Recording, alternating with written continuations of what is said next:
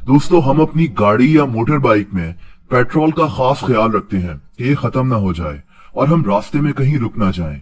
अगर पेट्रोल कहीं खत्म भी हो जाता है तो हम किसी नजदीकी पेट्रोल पंप को ढूंढते हैं।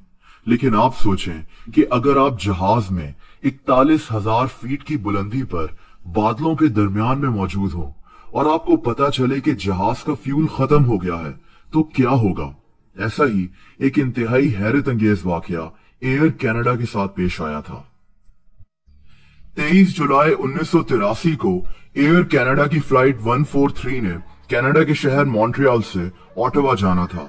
जहाज में 61 मुसाफिर और 8 क्रू मेंबर्स सवार थे। जहाज का कैप्टन एक इंतहाई तजुर्बेकार पायलट था। इसका नाम रॉबर्ट पियर्सन था। जहाज के दूसरे पायलट यानी फर्स्ट ऑफिसर का नाम मॉरिस क्विंटल था। इस जहाज के टेक ऑफ करने से पहले ही जहाज में एक इशू सामने आया।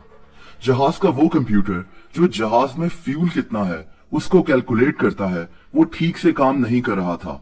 मॉन्ट्रियल के एयरपोर्ट पर मौजूद इंजीनियर्स ने जहाज में मौजूद फ्यूल को खुद ही कैलकुलेट किया और मुतमईन होने के बाद इस जहाज को उड़ने की इजाजत मिल गई।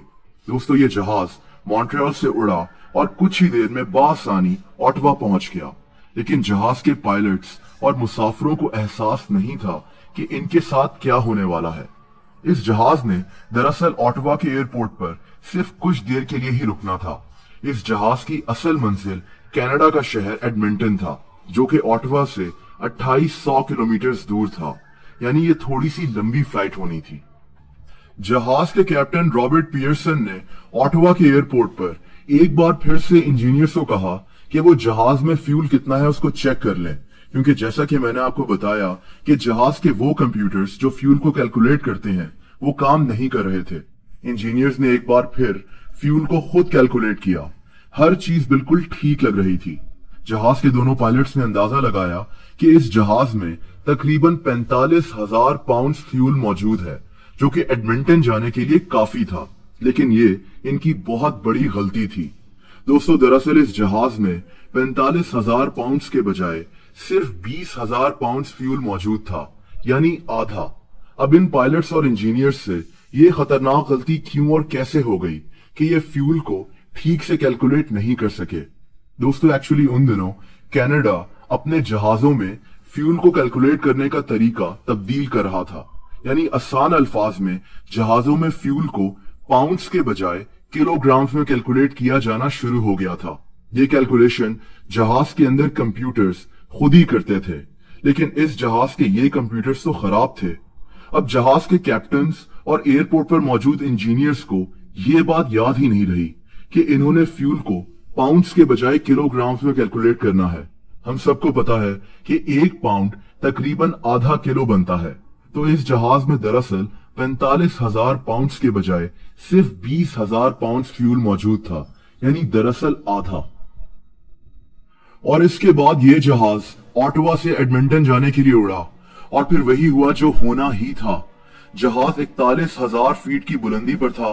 तमाम मुसाफिर इंतहाई इत्मीनान से सफर कर रहे थे और जहाज बहुत आराम से उड़ रहा था कि अचानक पायलट्स को जहाज के सिस्टम ने एक वार्निंग दी कि जहाज के लेफ्ट साइड में मौजूद फ्यूल टैंक खाली हो चुका है। अब ये इतना मसला नहीं था, क्योंकि एक फ्यूल टैंक खाली हो भी जाए तो जहाज दूसरे फ्यूल टैंक के साथ उड़ सकता है। लेकिन दोस्तों, कुछ ही देर में दूसरी वार्निंग भी सामने आ गई कि जहाज के दूसरे फ्यूल टैंक में भी फ्यूल नहीं बचा और फिर कुछ ही देर में जहाज के दोनों इंजन्स काम करना बंद हो गए। यानी अब ये जहाज हवा में एक खिलौने की तरह मौजूद था। जहाज के अंदर लाइट्स वगैरह भी बंद हो गई, यानी मुकम्मल अंधेरा हो गया और जहाज के ज्यादातर सिस्टम्स भी बंद हो चुके थे। ये जहाज अब जमीन की तरफ 2000 फीट पर मिनट की रफ्तार से गिर रहा था, यानी बहुत जल्दी इस जहाज ने क्रैश हो जाना था।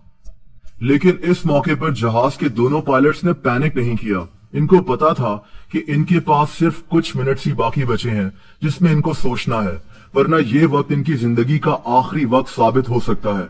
दोस्तों, पायलट्स के पास सिर्फ एक ही रास्ता बचा था कि जहाज को ग्लाइड करते हुए जमीन पर उतारा जाए, यानी जहाज जमीन पर गिरता जाए और ये इसको ऐसे ही जमीन पर उतार ले। लेकिन ये बहुत ज्यादा मुश्किल काम था। इसके बाद पायलट्स ने सोचा कि क्यों ना जहाज को थोड़ा दूर मौजूद एक शहर विनीपेग के एयरपोर्ट पर उतार लिया जाए। लेकिन कुछ कैलकुलेशंस करने के बाद ये इस नतीजे पर पहुंचे कि जहाज वहां ग्लाइड करते हुए नहीं पहुंच सकता। इसके बाद इनको एक एयर फोर्स बेस का ख्याल आया जो कभी कैनेडियन एयरफोर्स के इस्तेमाल में होती थी लेकिन अब खाली पड़ी हुई थी। ये एयरफोर्स बेस तकरीबन 19 किलोमीटर दूर थी। जहाज जमीन पर गिरता गिरता वहां तक पहुंच सकता था। दोस्तों, ये सबसे अच्छा आइडिया था, लेकिन पायलट्स को ये नहीं पता था कि इनका इम्तिहान अभी खत्म नहीं हुआ। ये एयरफोर्स बेस दरअसल खाली नहीं थी। इस बेस को एक रेस ट्रैक बना दिया गया था और यहाँ लोग आकर कार रेसिंग करते थे, जिनमें बच्चों की एक बड़ी तादाद शामिल थी। जहाज जब इस एयरफोर्स बेस के रनवे के पास पहुंचा तो पायलट्स को ख्याल आया कि रनवे पर तो कई लोग मौजूद हैं। दोस्तों, इन लोगों को भी जहाज के पास आने का काफी देर के बाद एहसास हुआ, क्योंकि जहाज के इंजन्स बंद थे और इसमें से कोई आवाज नहीं आ रही थी। ये तमाम लोग फौरन रनवे से भागना शुरू हो गए।